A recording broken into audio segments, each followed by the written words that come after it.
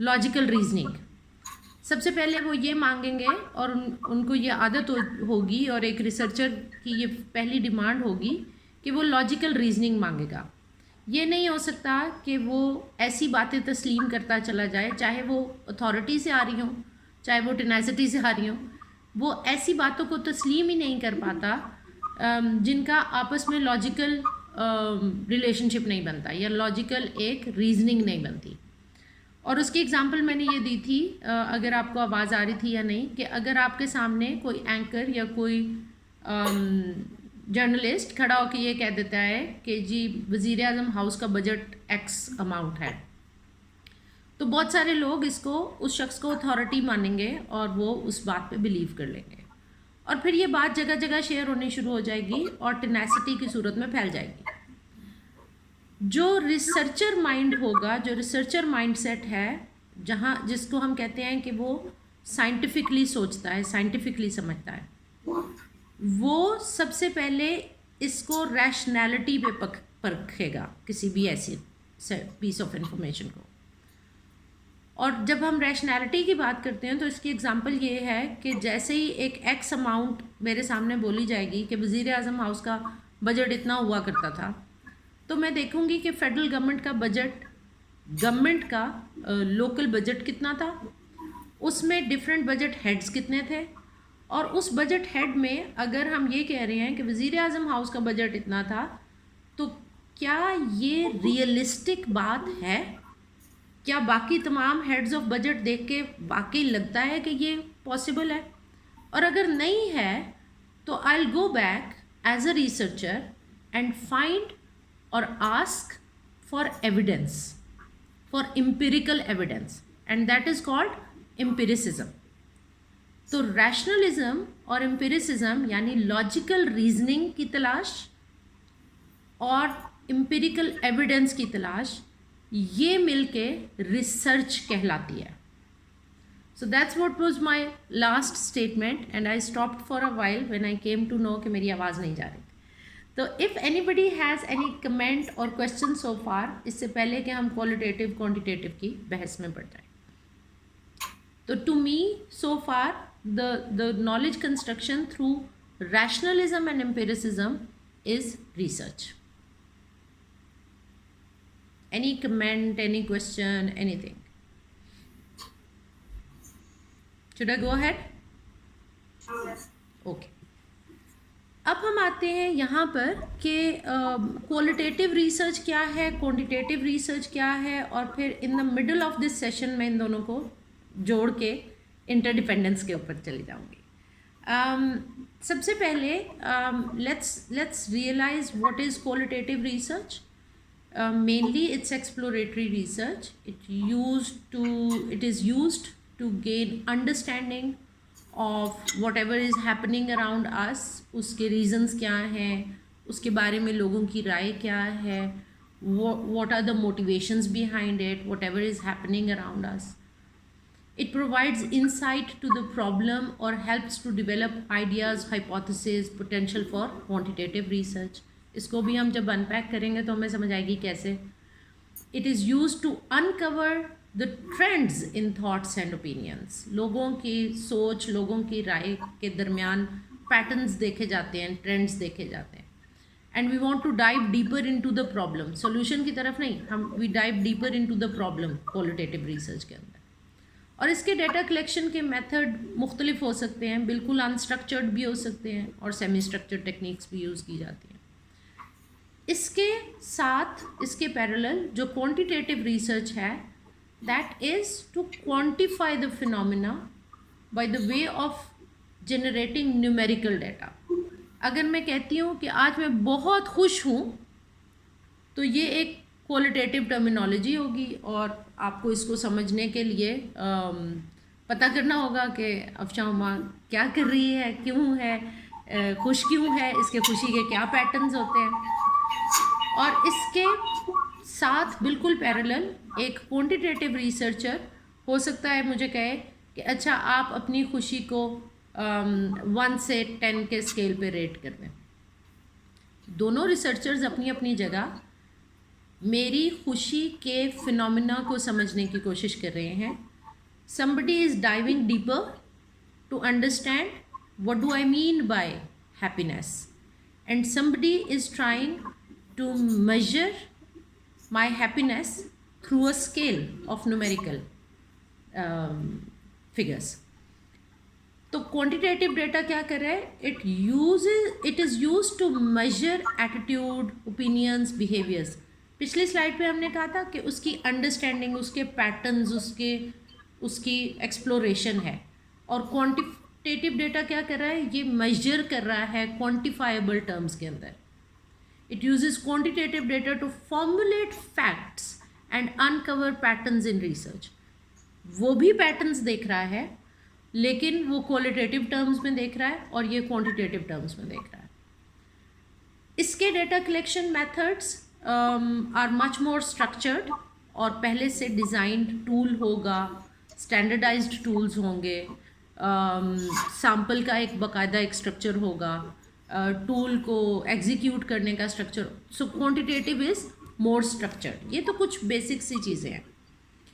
मैं देख रही हूँ कि 11 बजने वाले हैं, तो हम थोड़ी सी चीज़ों को बीच में, ये मैंने शेयर कर दी है स्लाइड, तो मैं मैडम से कहूँगी कि कुछ लिटरेचर बेस्ड चीज़ें आपके साथ शेयर हो जाएंगी. अभी जब हमने 2 स्लाइड्स के ऊपर देखा कि क्वालिटेटिव रिसर्चर क्या कर रहा है, वो किसी भी फिनोमिना को या किसी भी प्रॉब्लम को अनपैक कर रहा है, और क्वांटिटेटिव रिसर्चर क्या कर रहा है? उस अनपैक किए हुए नॉलेज के साथ क्वांटिफाइबल टर्म्स में नॉलेज कंस्ट्रक्शन कर रहा है. और इसकी नॉलेज कंस्ट्रक्शन ज़्यादातर जाती है towards fact finding and creation of rules, creation of laws, creation of, जिसको के क्वांटिटेटिव टर्म्स में हम फैक्ट फाइंडिंग कहते हैं.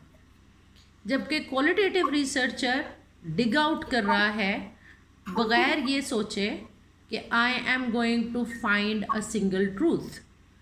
क्वालिटेटिव रिसर्चर कह रहा है कि मेरे तई ट्रूथ की मल्टीपल लेयर्स हो सकती हैं, और मैं एज अ रिसर्चर जितनी लेयर्स इंटरप्रेट कर दूंगा या सामने ले आऊँगा, हो सकता है कोई और रिसर्चर किसी और टाइम एंड स्पेस में इससे मुख्तलिफ रियलिटी की लेयर्स अनपैक कर दे और मेरे से डिफरेंट नॉलेज क्रिएट कर दे.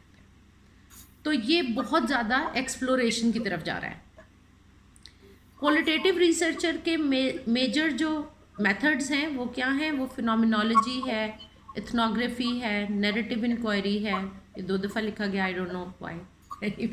मैं अभी इसको ठीक कर देती हूँ. और फिर हाँ, यहाँ था grounded theory, sorry, grounded theory है, और नैरेटिव इंक्वायरी है, और नैरेटिव इंक्वायरी से बायोग्राफीज जन्म लेती हैं. हम अभी इसको पूरा गो थ्रू करते हैं. दूसरी तरफ अगर हम क्वांटिटेटिव में देखें तो डिस्क्रिप्टिव सर्वे स्टडीज़ हैं, कोरिलेशनल स्टडीज़ हैं, कॉजल कंपैरेटिव हैं, एक्सपेरिमेंटल डिज़ाइंस हैं. ये 2 बॉक्स मोस्टली अगर आप बुक्स स्टडी करेंगे तो क्वालिटेटिव के आपको ये वाले मेथड्स नज़र आएंगे और क्वांटिटेटिव के ये मेथड्स नज़र आएंगे. 2 स्टडीज़ ऐसी हैं जो मैंने केस स्टडी और एक्शन रिसर्च को एक अलग बॉक्स में रखा है.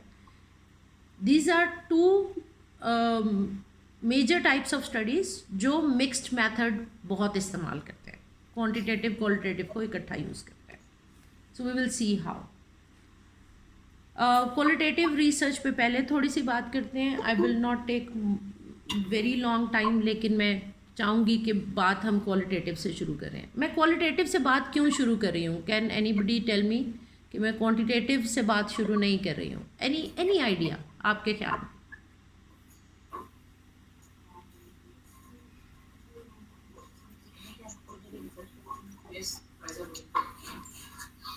Just now about the behavior, the pattern of the behavior of the things,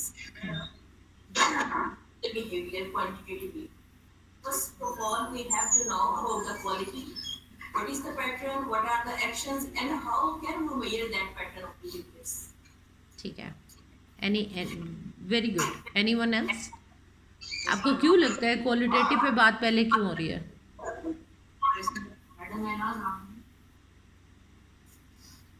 I think qualitative is related.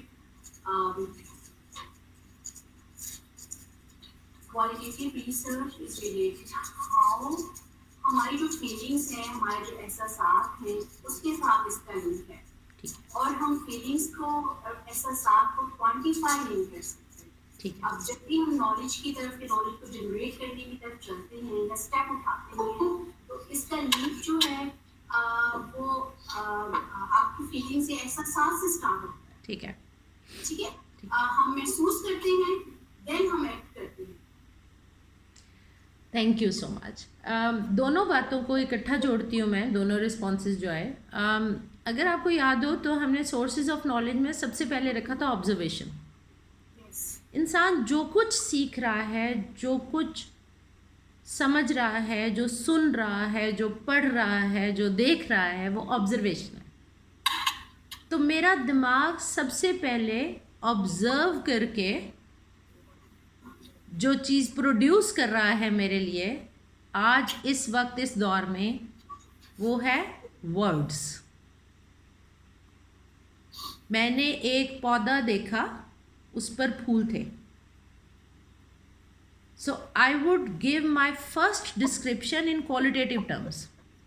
जब कोई आके मुझसे पूछेगा कि आपने क्या देखा, तो मैं कहूँगी मैंने एक पौधा देखा जिस पर फूल थे, और उन फूलों की साख गुलाब से मिलती जुलती थी, लेकिन पत्तियां थोड़ी मुख्तलिफ थी। अब ये तमाम बात क्या है? ये डिस्क्रिप्शन ऑफ रियलिटी है। मैं लफ्ज़ों में बयान करूंगी अपनी ऑब्जर्वेशन को। तो जो क्वालिटेटिव रिसर्चर है वो मेनली ये डाटा कलेक्ट करने के लिए निकलता है। वो रिच अकाउंट्स, प्लॉट्स और डिस्क्रिप्शंस लेता है लोगों से about what they have observed, about what they have experienced, about what they are feeling, about what they are doing and why they are doing it. तो वो वर्ड डिस्क्रिप्शंस लेता है, या इसको हम कहते हैं लिव्ड एक्सपीरियंसेस इकट्ठे करता है। लोग क्या एक्सपीरियंस कर रहे हैं, जब कोई फिनोमिना अकर हो रहा है उसमें लोग क्या एक्सपीरियंस कर रहे हैं, that would be first set of knowledge, जिससे ये इंफॉर्मेशन आएगी कि the human beings living in that time and space were doing what, experiencing what and observing what. क्या कर रहे थे, क्या महसूस कर रहे थे, क्या एक्सपीरियंस कर रहे थे, और उसकी तरफ उनका रिएक्शन क्या था, रिस्पॉन्ड कैसे कर रहे थे। ये तमाम बातें सबसे पहले हमारे सामने लफ्ज़ों में आएंगी। कोई मुझसे आके पूछे कि आप जब बाहर निकली आपने क्या देखा, तो मैं ये नहीं कहूँगी कि एक पौधा था, उसकी 8 टहनियाँ थी, उसके ऊपर 4 फूल लगे थे, उसकी 25 पत्तियाँ थी, उसकी, ये नहीं कहूँगी। मैं कहूँगी मैंने एक पौधा देखा जिसके ऊपर फूल थे, जिसका रंग गुलाबी था, लेकिन वो उसकी साख गुलाब से मिलती थी, लेकिन गुलाब से थोड़ा फ़र्क था, पत्तियाँ मुख्तलिफ थी। तो पहली डिस्क्रिप्शन जो ह्यूमन बीइंग देता है वो वर्ड्स में देता है। So qualitative research is actually all about collecting experiences, collecting the observational data. उसके जब हम तरीके देखते हैं तो आज के दौर में हमें डिफाइंड तरीके मिलते हैं। फिनोमिनोलॉजिकल स्टडीज़ हैं, एथनोग्राफी, एंथ्रोपोलॉजी है, ग्राउंडेड थ्योरी है, नैरेटिव इंक्वायरी है, बायोग्राफिज्म। अब इसके ऊपर हम आखिर में आते हैं, ये जो पिछली स्लाइड है। एथनोग्राफर क्या करते हैं? Any idea? आपके ख्याल में एथनोग्राफर्स कौन होते हैं, क्या करते हैं, या क्या करते थे? आजकल तो कम ही होते हैं वैसे। हैं कुछ फील्ड ऑफ स्टडीज़ में हैं, लेकिन एजुकेशन में एथनोग्राफी बहुत कम देखने में आती है। So what is ethnography? What do you think? Ethnicity से सोचिए, अबाउट द कल्चर। ठीक है, किसी भी कल्चर को इन डेप्थ स्टडी करने की कोशिश करते हैं। ठीक है। असल में जब हम पढ़ना शुरू करते हैं एथनोग्राफी को तो पता चलता है कि ये ट्रैवलर्स थे और ये मुख्तलिफ़ इलाकों में ट्रैवल करके जाते थे, कुछ अर्सा वहाँ रहते थे, लिव्ड एक्सपीरियंसेस करते थे खुद. So what an ethnographer does is that they will go and live in a new culture.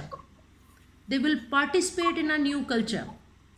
And what they use for data collection is mostly conversations. Ethnographers converse with people and they experience their culture. उनकी शादियों में जाएंगे, उनके मेले में जाएंगे, उनके festivals, उनकी कोई खुदा न खास्ता कोई फौतगी हो गई है वहाँ जाएंगे, जो कुछ वो खाते पीते उसी तरह के घर में रहेंगे जिस तरह के घर में. मैं जब अपनी स्टडी में एथनोग्राफी कर रही थी और मैं सिंध गई तो दे टोल्ड मी कि ये फ़लाँ होटल बड़ा सेफ़ है, आप यहाँ चली जाएँ. तो आई सेड कि नहीं, मुझे मिडल ऑफ द सिटी कहीं रहना है. अगर मैं किसी घर में नहीं रह सकती तो भी मैं किसी ऐसे गेस्ट हाउस या ऐसी जगह पे रहूँगी जहाँ मैं उस सिटी लाइफ को पूरा एक्सपीरियंस करूँ. मेरे पास कार ना हो और मैं एक्सपीरियंस करूँ कि लोग सुबह कॉलेज कैसे जाते हैं, तो मैं रिक्शा लेती थी और मैं कॉलेज पे जाती थी. तो एथनोग्राफर्स क्या करते हैं, they travel in to a new culture and then they try to absorb the cultural aspects of that area और कन्वर्स करते हैं. इसको हम इंटरव्यू नहीं कहते मोस्टली एथनोग्राफी में, हम कहते हैं वो लोगों से बातचीत करते हैं, लोगों से मिलते हैं, उनके बारे में जानने के लिए बातचीत करते हैं. Participant observation means they participate in to all the aspects of that culture. तो एथनोग्राफी मुझे ये लगता है अभी तक रिसर्च को पढ़ के was the first form of research.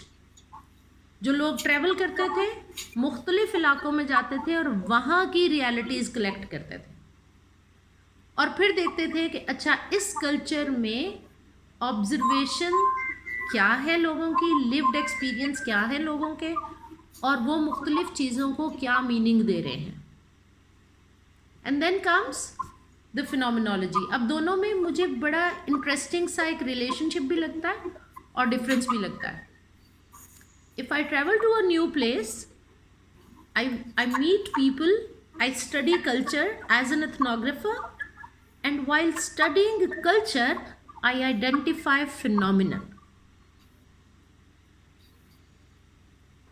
So when I'm experiencing a culture as an ethnographer, अब यहाँ से आपको इंटरडिपेंडेंस समझ में आनी शुरू होगी कि एक टाइप ऑफ रिसर्च पर डिपेंड करती है दूसरी type of research. So ethnographers build a knowledge through their traveling and experience of different cultures, and within that piece of knowledge, the phenomenological researcher identifies different phenomena. अच्छा, यहाँ पर लोग इकट्ठे रहते हैं तो ये करते हैं, इस एथनोग्राफर ने लिखा है यहाँ लोग ये करते हैं, इस एथनोग्राफर ने लिखा है यहाँ लोग ये करते हैं. तो ये एक फिनोमिना है जो different parts of the world में नज़र आ रहा है. तो एथनोग्राफर के बारे में कहा जाता है they themselves are their tools of study. वो जाते हैं, वो एक्सपीरियंस करते हैं, वो लोगों से मिलते हैं, तो वो खुद अपनी स्टडी का टूल होते हैं. फिनोमिनोलॉजिकल स्टडी करने वाला शख्स खुद एक्सपीरियंस करने नहीं जाता, वो फिनोमिनोलॉजी करता है, यानी उन लोगों से राय इकट्ठी करता है जिन्होंने वो फिनोमिना एक्सपीरियंस कर रखा है. तो जब मैं एथनोग्राफर हूँ तो मैं जाके वो सब कुछ एक्सपीरियंस कर रही हूँ, और जब मैं फिनोमिनोलॉजिस्ट हूँ तो मैं पूरा कल्चर एक्सपीरियंस नहीं कर रही हूँ, मैं उसमें से एक फिनोमिना उठा के जो लोग उस एक्सपीरियंस से गुजरते हैं उनसे नॉलेज इकट्ठा करें. तो फिनोमिनोलॉजी फिर एक फिनोमिना को पकड़ के उसकी एक्सप्लोरेशन शुरू कर देती है. अब फिनोमिनोलॉजी के दो बड़े इम्पॉर्टेंट एस्पेक्ट्स हैं, एक है ब्रैकेटिंग और एक है रिफ्लेक्सिविटी. जब क्वालिटेटिव रिसर्च की बात आती है तो लोग कहते हैं कि आपका तो बाइस्ड ओपिनियन होगा, आप तो अपने नज़रिए से देखते होंगे चीज़ों को और लोग भी अपने नज़रिए से देखते होंगे. तो क्वालिटेटिव रिसर्चर कहता है there is nothing named as bias. ये बड़ा इंटरेस्टिंग था मेरे लिए भी जब मैंने सीखा था और इसको समझने की कोशिश की थी कि दुनिया में बायस नाम की कोई चीज़ नहीं है। क्वालिटेटिव रिसर्चर ये कहता है। क्वालिटेटिव रिसर्चर कहता है हर शख्स की अपनी राय है। ये मैं और आप उसको बायस करार देते हैं, उसकी तो अपनी राय है। तो फिनोमिनोलॉजिकल स्टडी क्या करती है, लोगों की राय इकट्ठी करती चली जाती है। जो रिसर्चर है वो अपनी राय लिख के या बोल के बयान कर देता है, इसको कहते हैं ब्रैकेटिंग। रिसर्च शुरू करने से पहले ही कर देता है, मेरी इस फिनोमिना पे अभी तक ये राय है, और फिर रिसर्च करता है।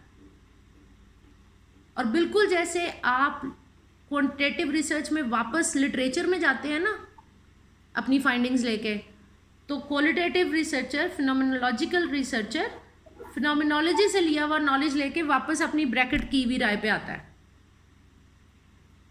और वो आखिर में जब आखिरी चैप्टर लिखता है तो वो लेसन लर्नड लिखता है, मेरी राय में कोई तब्दीली आई है आफ्टर दिस फिनोमिनोलॉजी, या मैं अभी भी कुछ बातों के ऊपर कायम हूँ, या मैं अभी भी, या मेरी कुछ बातें मज़ीद मजबूत हो गई हैं। इसको ब्रैकेटिंग कहते हैं। दूसरी चीज़ है रिफ्लेक्सिविटी। वो बजाय इसके, अगर कोई ऐसा फिनोमिना है जिस पे पहले से मुझे नहीं इल्म था लेकिन मैं उस फिनोमिना को स्टडी करने गया हूँ, तो फिर मैं क्या करता हूँ, अपने रिस्पोंडेंट्स की राय इकट्ठी करता हूँ और साथ साथ अपना रिफ्लेक्शन लिखता हूँ। तो आप फिनोमिनोलॉजी दो तरह से लिखी भी देखेंगे। एथनोग्राफी तो लिखता ही खुद से है ना, मैं गया, मैंने ये देखा, मैंने ये एक्सपीरियंस किया, वहाँ ये हो रहा था, मैंने लोगों से बात की, वो तो मैं है और ख़ुद बताता है। फिनोमिनोलॉजिस्ट ये करता है कि लोगों की राय इकट्ठी कर रहा होता है और साथ साथ अपना रिफ्लेक्शन लिखता जाता है। लोग ये कह रहे थे, मुझे ये लग रहा था, लोग ये कह रहे थे, मुझे ये लग रहा था, वहाँ ये हो रहा था, लोग इसके बारे में ये कह रहे थे, मुझे ये लग रहा था। तो लेकिन लोग कह रहे थे और मैं सिर्फ रिफ्लेक्शन दे रहा था, मैं एक्सपीरियंस नहीं कर रहा। This is phenomenology. अब ये एथनोग्राफी से एक स्टेप फॉरवर्ड आए हम, ये इंटरडिपेंडेंट है। एथनोग्राफी फिनोमिना दे रही है, फिनोमिनोलॉजिस्ट उसको एक्सपेंड कर रहा है, उसकी डीपर रूट्स तक जा रहा है। उसके बाद आती है ग्राउंडेड थ्योरी। मुझे अभी तक के इल्म के बाद ये लगा है कि कोई शख्स अपनी स्टडी के शुरू में ये कह दे कि मैं ग्राउंडेड थ्योरी करने जा रहा हूँ, ये बहुत बड़ा क्लेम है। ग्राउंडेड थ्योरी से मुराद ये है कि क्या आपके डेटा में से थ्योरी इमर्ज हुई, तो ये तो एक फर्दर क्वेश्चन है। मुझे अभी तक ये समझ में आता है, people go for phenomenology, then multiple phenomenological researches are were analyzed through grounded approach। different phenomenological studies से मुराद ये है the phenomenological studies which were conducted in different times and spaces। जब उनको सामने रख के grounded approach यानी उनके दरमियान पैटर्न्स देखे जाते हैं, तो इसको हम grounded theory approach कहते हैं। एक स्टडी से grounded theory नहीं हो जाती। थ्योरी तब इमर्ज होती है जब मुख्तलिफ स्टडीज़ में पैटर्न्स नज़र आने शुरू हो जाते हैं, तो फिर हम उसमें से थ्योरी इमर्ज करके देते हैं और हम कहते हैं ये जो अब हमने मेटा एनालिसिस किया है, दिस इज़ ग्राउंडेड थ्योरी। एक फिनोमिनोलॉजिकल स्टडी में ग्राउंडेड थ्योरी की एनालिटिकल अप्रोच तो अडॉप्ट की जा सकती है, लेकिन ये नहीं कहा जा सकता कि मैं एक स्टडी के आखिर में ग्राउंडेड थ्योरी दे दूँ। ये मुझे लगता है ये बहुत बड़ा क्लेम है, ये होता नहीं। थ्योरी इमर्ज होती है आफ्टर मल्टीपल फिनोमिनोलॉजीज, और उन मल्टीपल फिनोमिनोलॉजीज के बाद कोई शख्स उसके ऊपर थ्योरी बिल्ड कर देता है कि ये होगा, ये होगा, ये होगा, ये होगा, तो इसको हम कहेंगे इंट्रिंसिक मोटिवेशन। ये होगा, ये होगा, ये होगा, ये होगा, ये होगा, तो इसको हम कहेंगे एक्सट्रिंसिक मोटिवेशन। वो थ्योरी बयान कर देता है, क्यों? क्योंकि उसने फिनोमिनोलॉजी में पैटर्न्स देखे हैं। कि वो लोग जो अंदर से मोटिवेशन होती है वो ये करते हैं, यूं करते हैं, ऐसी बात करते हैं, ऐसे बयान करते हैं, और वो लोग जो एक्सटर्नली मोटिवेटेड होते हैं वो ऐसे समझते हैं, ऐसे ऑब्जर्व करते हैं, ऐसे काम करते हैं, ऐसे बयान करते हैं। तो फिर एक ग्राउंडेड थ्योरी इमर्ज होती है इंट्रिंसिक एंड एक्सट्रिंसिक मोटिवेशन की। ये सिर्फ एक एग्जांपल दिया मैंने। Ethnography, phenomenology, and phenomenology gives grounded theory. अभी तक की इंटरडिपेंडेंस समझ में आ रही है? Any question? Yes, madam, I have a question for you.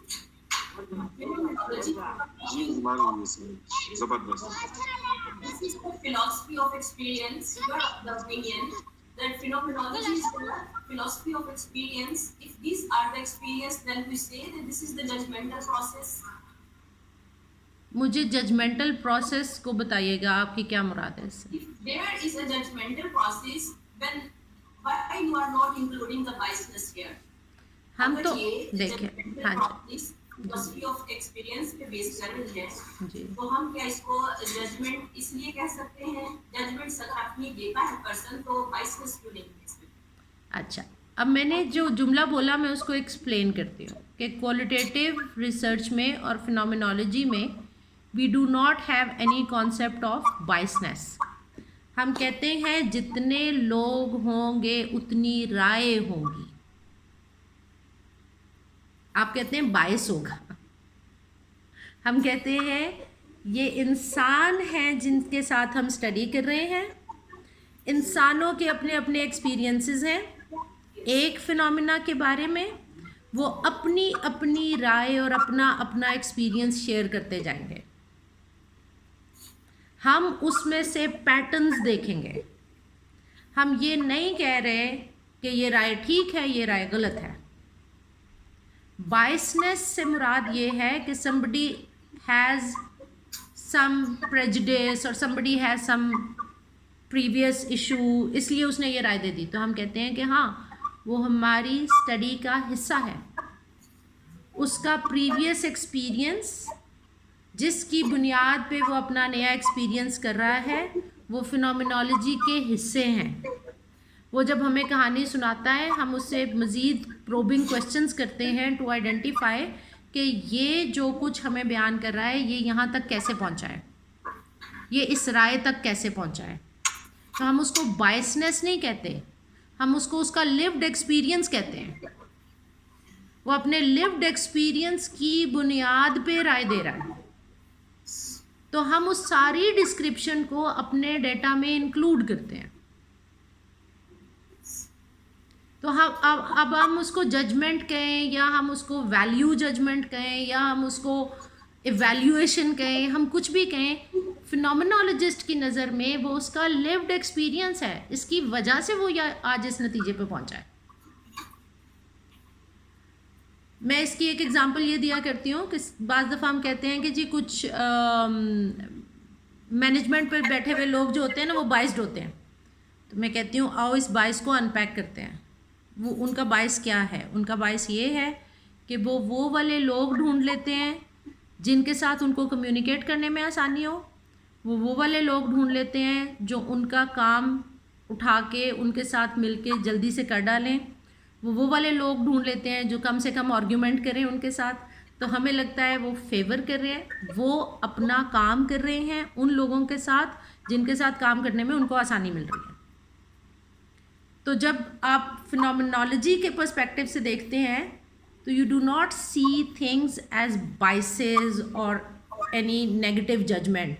आप देखते हैं in the light of their experiences, whatever they are doing, why they are doing it, और आप उस तमाम चीज़ को अपने डाटा का हिस्सा मानते हैं।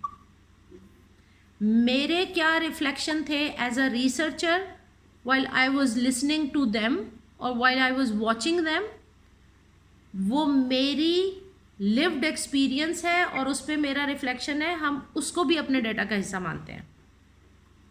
और जब हम क्रॉस एनालिसिस करते हैं तो हमें पता चलता है कौन किस बुनियाद पे कौन सी राय रखता है। So that's phenomenology.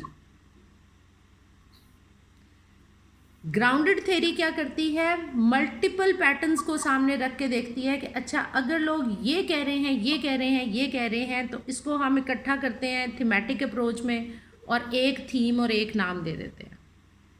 फिर एक और थीम इमर्ज होता है, फिर एक और थीम इमर्ज होता है, और मल्टीपल थीम्स अगर एक थ्योरी का हिस्सा बन जाते हैं तो हमें किताब में थ्योरी लिखी भी मिलती है। थ्योरी के पीछे फिनोमिनोलॉजी है और ग्राउंडेड थ्योरी है। हम यहाँ तक पहुँचेंगे तो क्वांटिटेटिव पे जा सकेंगे, क्योंकि थ्योरी से आगे हम क्वांटिटेटिव रिसर्च शुरू कर देते हैं। नैरेटिव इंक्वायरी और बायोग्राफीज एक सेपरेट चीज़ है, थोड़ा सा डेविएट करती है। हम थ्योरी को यहाँ छोड़ते हैं और होता क्या है, when somebody is doing phenomenology और somebody is doing grounded theory work, तो उसको एक ऐसा शख्स मिलता है या चंद ऐसे शख्स मिलते हैं कि रिसर्चर अपना पूरा फोकस उनकी स्टोरी पे करता है।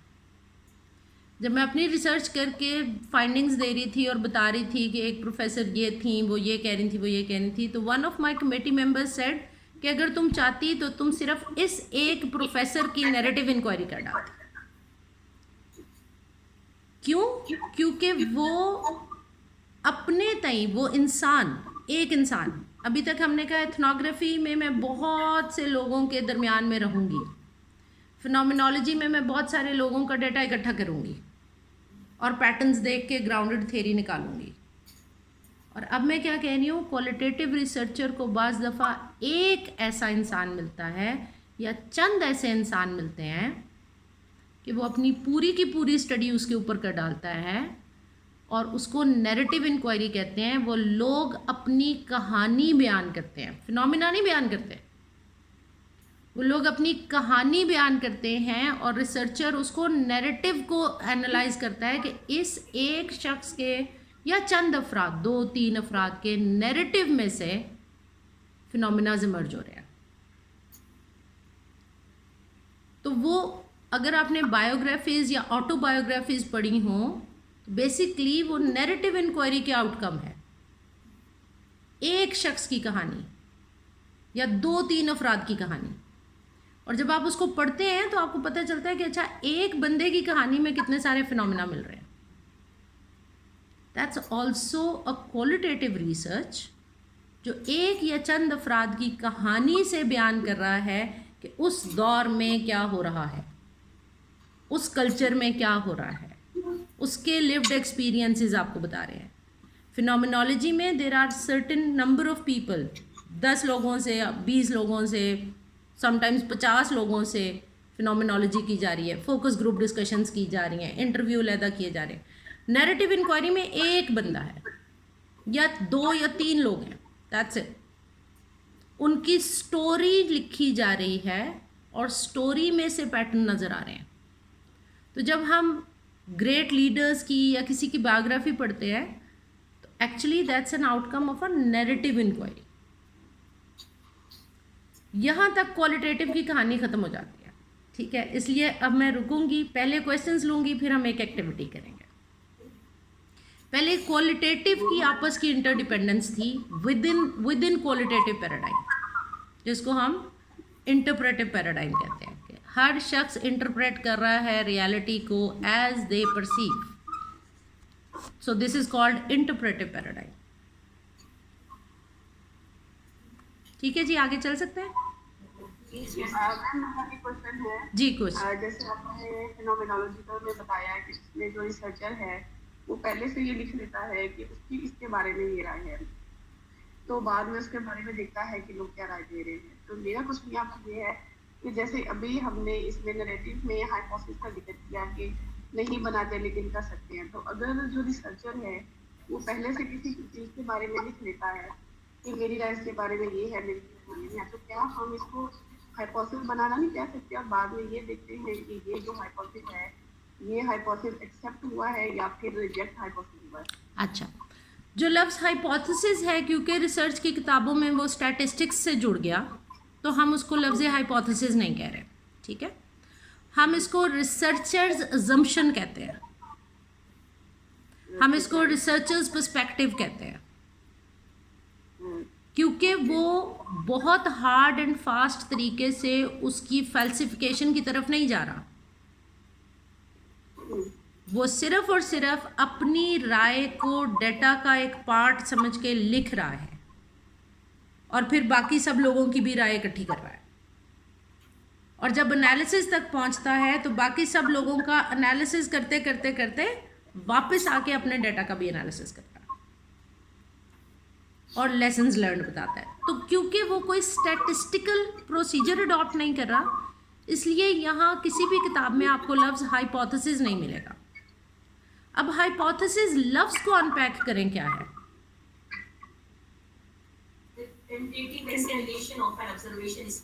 ओके, हाइपरटेंशन किसको कहते हैं? जब ब्लड प्रेशर एक लेवल से ऊपर चला जाता है, ठीक है। हाइपोटेंशन किसको कहते हैं? उससे पहले। तो हाइपोथेसिस का मतलब है थीसिस से पहले की स्टेज। जब ग्राउंडेड थ्योरी मुझे थ्योरी दे देती है, मैं इस थ्योरी की बुनियाद पे हाइपोथेसिस डेवलप करूंगी। अभी तक मेरे पास हाइपोथेसिस नहीं था, मैंने अपने थीसिस की तरफ जाना है, तो उससे पहले मैं थ्योरी की बुनियाद पे हाइपोथेसिस डेवलप करूंगी। हाइपोथेसिस, आखिर में जाके मैं अपना थीसिस पेश करूंगी। मेरा हाइपोथेसिस या तो एक्सेप्ट हो चुका होगा या रिजेक्ट हो चुका होगा, तो मैं अपना थीसिस बयान करूंगी। किस बुनियाद पे थीसिस बनेगा? थ्योरी की बुनियाद पे। थ्योरी कहाँ से आएगी? ग्राउंडेड थ्योरी से। ग्राउंडेड थ्योरी कहाँ से आएगी? फिनोमिनोलॉजी से। फिनोमिना कहाँ से आएगा? एथनोग्राफी से।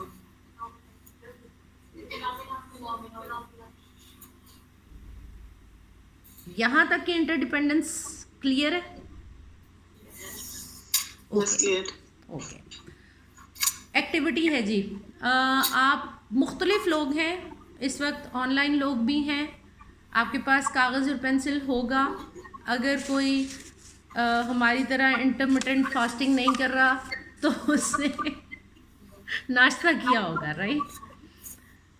तो मैं आपसे सिर्फ ये चाह रही हूँ कि अपने अपने नोट पैड के ऊपर आप लिखें आप कहाँ से हैं। तो मैंने सबसे पहले लिख लिया, पहले सवाल के जवाब में मैंने लिख लिया अपने नोट पैड पे, और ये सब हम इकट्ठे करेंगे, आप भी कीजिए। मैंने अपने नोट पैड पे लिख लिया इस्लामाबाद से। दूसरा सवाल है, what did you have in breakfast? आपने नाश्ते में क्या खाया? मैंने लिख दिया मैंने कॉफ़ी एंड कुकीज़ लिया। ओके, आपने जो खाया सच में अपना लिव्ड एक्सपीरियंस लिख डाली, ठीक है।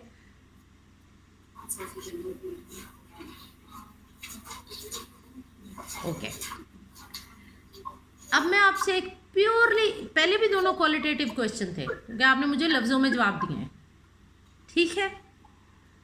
तीसरा क्वालिटेटिव क्वेश्चन है, how was your breakfast today? मैं लिख रही हूँ इट वाज ओके।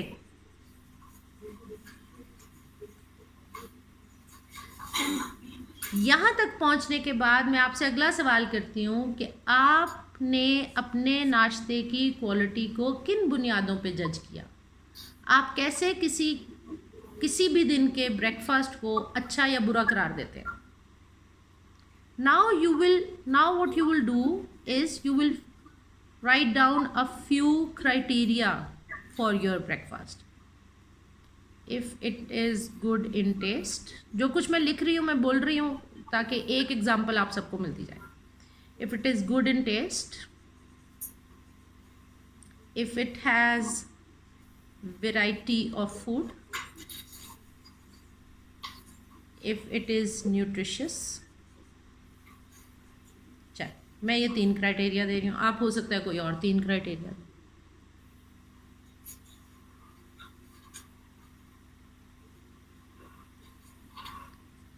मेरे रिस्पॉन्सेज आप सुन चुके हैं, ठीक है। कौन अपने रिस्पॉन्सेज शेयर करेगा इन्हीं तीनों चारों सवालों पे? आप कहाँ से हैं, आपने आज नाश्ते में क्या खाया, how was your breakfast and how do you assess the quality of breakfast, आपने उसकी अच्छाई बुराई का फैसला कैसे किया?